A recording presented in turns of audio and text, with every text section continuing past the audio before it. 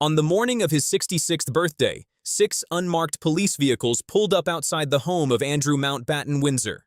No announcement, no warning that we know of. Just 6 vehicles, and the men and women inside them with a purpose. And just like that, in a moment that nobody who follows this story will forget, history was made. For the first time in the modern era, a senior member of the British royal family was placed under arrest. The charge: misconduct in public office. And if you think you already know where this story is going, if you think this is just another chapter in the Jeffrey Epstein allegations you've already heard 100 times, stay with me. Because what's actually happening here is something more specific, more documented, and in some ways more unexpected than almost anything that has come out of the Epstein saga so far. This is not just about association. This is not just about photographs and parties and uncomfortable friendships. This is about what Andrew allegedly did while serving as an official representative of the British Crown, and the paper trail that investigators say he left behind. To understand this arrest, we have to go back. Because the relationship between Prince Andrew and Jeffrey Epstein did not come out of nowhere, and the path that led to those 6 vehicles showing up on that birthday morning stretches back over 2 decades. Jeffrey Epstein was, by any measure, one of the most peculiar figures in modern American financial and social history. He had no serious academic credentials. He never ran a publicly known investment fund with verifiable clients. And yet somehow, by the late 1990s, he had accumulated extraordinary wealth, extraordinary connections, and an extraordinary degree of access to some of the most powerful people on the planet. He managed money for billionaires. He socialized with politicians, scientists, tech executives, and royalty. And nobody who was publicly talking seemed to ask too many hard questions about where any of it came from. His social strategy was methodical. He didn't just collect acquaintances. He collected leverage. He built relationships through favors, through access, through the promise of introductions to other powerful people. He cultivated an image as a man who sat at the center of a web of global influence, and that image itself became a currency. People wanted to be around him because other powerful people were around him. And that circular logic kept the machinery running for years. His connection to Andrew came through Ghislaine Maxwell. Maxwell was the daughter of the late British media mogul Robert Maxwell, a man with his own complicated legacy involving financial scandal and a mysterious death at sea in 1991. Ghislaine grew up in elite British circles, relocated to New York after her father's death, and became a fixture in Manhattan's upper social world. She and Epstein became romantically involved, and later their relationship evolved into something harder to define. Associates, collaborators, co-conspirators, depending on which court documents you read. Maxwell was the bridge between British aristocracy and American wealth, and through her, Epstein gained access to a world his money alone might never have fully opened. That world included Andrew. Andrew was born in 1960, the second son of Queen Elizabeth II. He served in the Falklands War as a helicopter pilot, a detail his supporters cited for years as evidence of genuine public service. He was close enough to the throne to carry enormous prestige, but far enough from the line of succession that he lacked the constant scrutiny that follows the heir. Their friendship developed through the 1990s. Andrew stayed at Epstein's homes, the Manhattan townhouse, the Palm Beach estate, the ranch in New Mexico. He was present at gatherings that we now understand, in retrospect, were deeply troubling. The official line from the palace was essentially silence. Then the wall started cracking.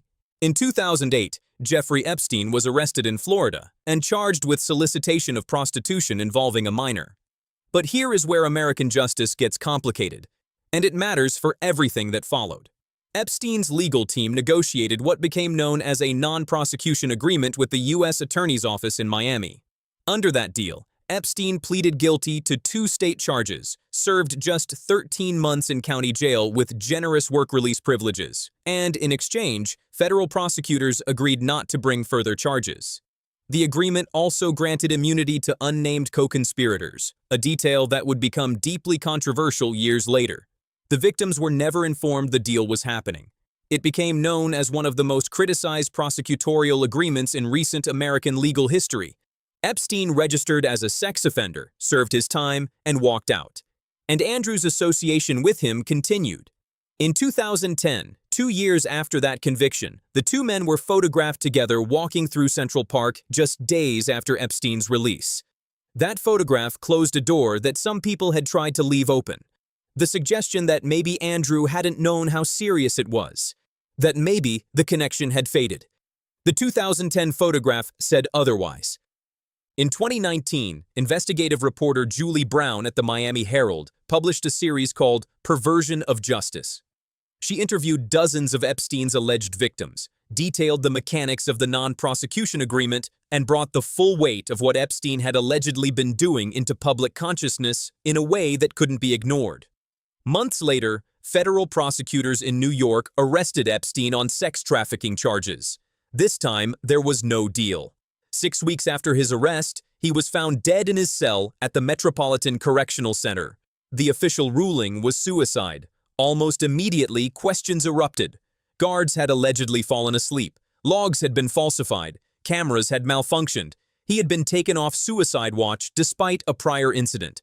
For a significant portion of the public, the official explanation strained credulity in ways that have never fully resolved. Ghislaine Maxwell was arrested in 2020, convicted in December 2021, and is currently serving a 20-year sentence. Her trial produced enormous detail about the mechanics of Epstein's operation, how victims were recruited, how they were groomed, how the network functioned. But the names of his clients, the men who allegedly participated, remained largely shielded from public view. That is the backdrop. That is what makes what happened in January 2026 so significant. The U.S. Department of Justice released another major dump of Epstein-related materials: emails, internal memos, archived communications, financial records, investigative notes. Some of it confirmed things people already suspected. Some introduced names not previously connected to Epstein publicly. And some of it, buried in the document sets, pointed in a direction that investigators in the United Kingdom had apparently already been quietly examining. The documents included communications that appeared to show Andrew, identified in the files as the Duke, in ongoing contact with Epstein in 2010. And the nature of that contact was not social. It was not personal. It was tied directly to Andrew's official government role. Between 2001 and 2011, Andrew served as the UK's Special Representative for International Trade and Investment. This was not an honorary title. It was a formal government appointment. He traveled on behalf of the Crown, met with foreign heads of state and finance ministers, produced official reports on his missions, and acted as an envoy carrying the institutional authority of the British government. In the language of UK law, he was a Crown servant, and Crown servants operate under specific legal obligations when it comes to sensitive government information, obligations that go well beyond what applies to ordinary citizens. Here is what the emails apparently show. On November 30th, 2010, Andrew's own special advisor, Amit Patel, sent him an email containing the official visit reports from Andrew's recent trade mission to Southeast Asia, Vietnam, Singapore, Hong Kong, and Shenzhen. Government documents, generated through Andrew's official work as the UK's trade envoy, sent to him in his official capacity. According to the released files, Andrew appears to have forwarded that email, those official documents, directly to Jeffrey Epstein. No covering message, no explanation, no context, just forwarded, apparently within minutes of receiving them. Then, on Christmas Eve of that same year, Andrew allegedly wrote directly to Epstein and attached what the email itself described as a confidential brief, not something investigators are characterizing as sensitive based on content analysis. The word confidential was apparently used by Andrew himself in the email he sent. The brief was about investment opportunities in Afghanistan's Helmand province, and if you know anything about what was happening there in 2010, you understand immediately why that detail lands so heavily. Helmand province in 2010 was not a speculative investment destination discussed in business journals. It was an active war zone. It was the most dangerous province in Afghanistan. British forces were on the ground there. Soldiers were dying there. The information in a provincial reconstruction brief about Helmand in 2010 touched on territory where British military personnel were actively deployed. The email reportedly went something like this. Attached is a confidential brief produced by the provincial reconstruction team in Helmand province covering international investment opportunities. I'm going to offer this elsewhere in my network, including Abu Dhabi, but I would be very interested in your comments, views, or ideas as to whom I could usefully show this to attract some interest. Read that again. A man acting in an official government capacity sending a document he himself labeled confidential about an active war zone with British troops on the ground to a convicted sex offender and asking him who else they should show it to. If you've been following the Epstein story for years and you've never heard it framed quite like this before, you're not alone. And if you want to keep getting this level of breakdown on stories that matter, make sure you're subscribed with notifications on, because this is what we do here. Now let's get into the charge itself, because misconduct in public office is not a simple thing to prosecute, and the legal bar is genuinely high. Misconduct in public office is a common law offense in England and Wales. It evolved through centuries of case law rather than a single statute. The Crown Prosecution Service defines it this way: a public officer acting as such commits the offense if they willfully neglect their duty or willfully misconduct themselves to such a degree as to amount to an abuse of the public's trust in the office holder, without reasonable excuse or justification. Every element of that definition matters when you're evaluating whether this case can be won. Start with public officer. Andrew held a formal government appointment as trade envoy. He operated under official mandate. He was a crown servant exercising a public function. That element seems relatively solid for prosecutors. Then comes acting as such. The courts have distinguished between a public officer who commits misconduct while happening to hold a public role versus one whose misconduct is directly connected to the exercise of that role. The alleged conduct here, sharing official trip reports and a confidential government brief received through his official duties, has a direct nexus to his role as trade envoy. That connection is not the prosecution's weakest point. Then comes willfully.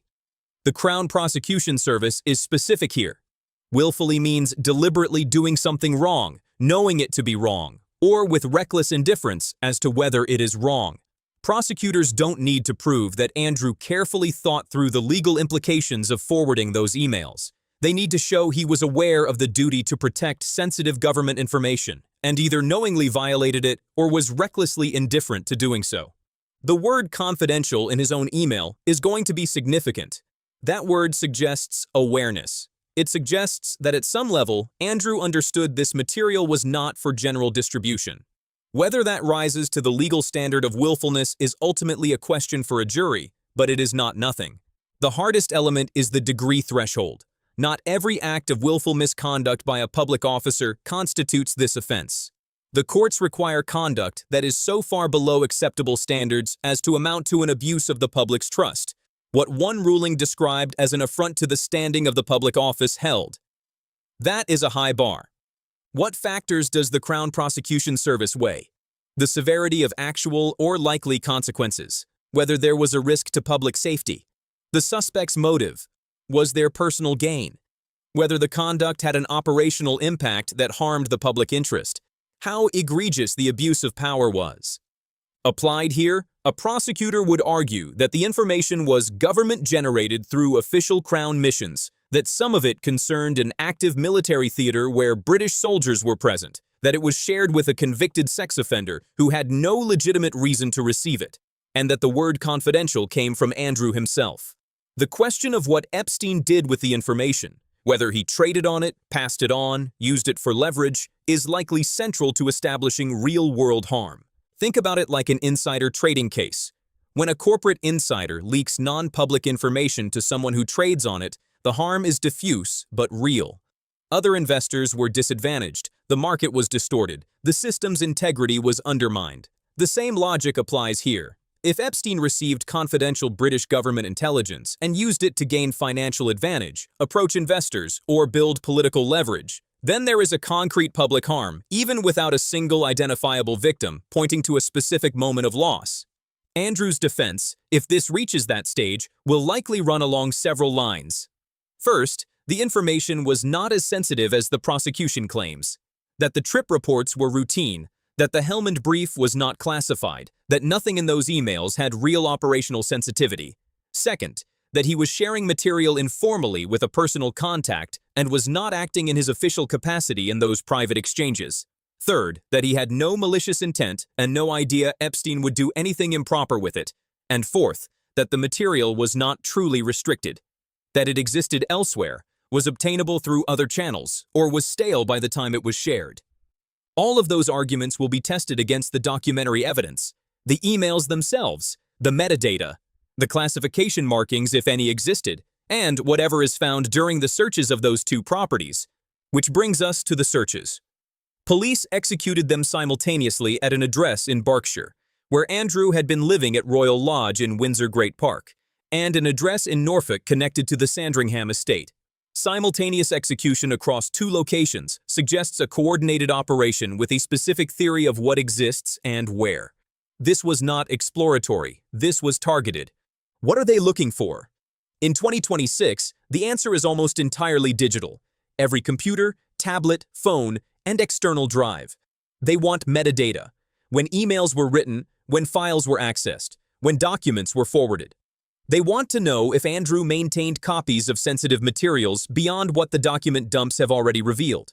They want to know if there are communications with Epstein beyond the two emails being publicly discussed. And critically, they want any evidence of what Epstein actually did with what he received. Epstein kept extraordinarily detailed records. His properties contained safes, hard drives, and what appeared to be a systematic archive of information about the people in his world.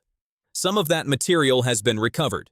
Whether any of it includes evidence of how he used what Andrew allegedly sent him is one of the most consequential open questions in this case.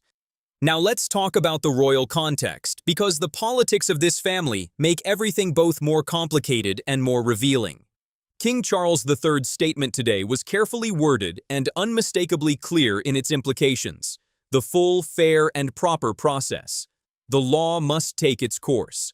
My family and I will continue in our duty. What he did not say is equally important. He did not express sympathy for his brother. He did not suggest the charges were politically motivated or unfair. He did not offer any defense of Andrew's character or conduct. For a king speaking publicly about a sibling who has just been arrested, the absence of any warmth in that statement is its own message. Andrew, you're on your own. That is not surprising given what had already happened. Andrew had been stripped of his royal titles. He was already, by all accounts, an outcast from the working family. The estrangement had been public and documented, and Charles, who has spent his reign trying to modernize and stabilize an institution under unprecedented pressure, from Harry and Meghan's departure, from relentless tabloid scrutiny, from questions about relevance in a changing world, cannot afford to be seen as interfering in a criminal investigation involving his own brother. The statement he gave was probably exactly right. Virginia Giuffre passed away before she could see this day. But her family's statement today demands acknowledgement. They said, "At last, today our broken hearts have been lifted at the news that no one is above the law, not even royalty. He was never a prince." For survivors everywhere. Virginia did this for you. That statement is not about misconduct in public office. It is not about trade envoy emails or Afghanistan investment briefs. It is about something much larger. The question of whether power and privilege create an impenetrable shield against accountability. And whatever the legal outcome of these charges, that is the question this arrest lands inside of. Every survivor who watched powerful men walk away is watching this. Every person who believed titles and connections make you untouchable is watching this. Drop in the comments what you think actually happens next. Does this go to trial? Does Andrew cut a deal? Or does it quietly fall apart? I want to know where you stand on this one. There is also the inevitable question about the United States. Last summer, the DOJ and FBI released a memo stating they did not uncover evidence that could predicate an investigation against uncharged third parties. That statement was understood to address sex-related crimes primarily. But the Epstein files have continued surfacing material that goes beyond sex crimes, financial arrangements, political relationships, information sharing that implicates people who were in Epstein's orbit in transactional ways, not just personal ones. Will the British arrest of Andrew create pressure on the DOJ to revisit that position? Genuinely uncertain. The political dynamics are completely different. The individuals potentially implicated sit in different positions relative to current power structures. But the argument people will make is simple. The United Kingdom just arrested a former senior royal in connection with Jeffrey Epstein. Britain moved. And if the question gets asked loudly enough about why the country where Epstein actually operated, where his victims were actually harmed, where his network was actually centered, has done nothing comparable, that question is not going to fade quietly. The Al Capone parallel is already being drawn, and it will follow this case throughout. The idea that you couldn't get him on the thing everyone knew about but you might get him through a side door. There is something frustrating about that. There is also something honest about it. The law works the way the law works, and sometimes the evidence available points toward a charge that feels adjacent to the central moral failure rather than directly at it. If Andrew is convicted of misconduct in public office, he could go to prison. The king's brother, in a British jail, connected to Jeffrey Epstein. That has never happened before, and it is not a small thing. But the survivors who have lived with what Epstein's network did to them will be forgiven for noting that the charge on the table is about emails and investment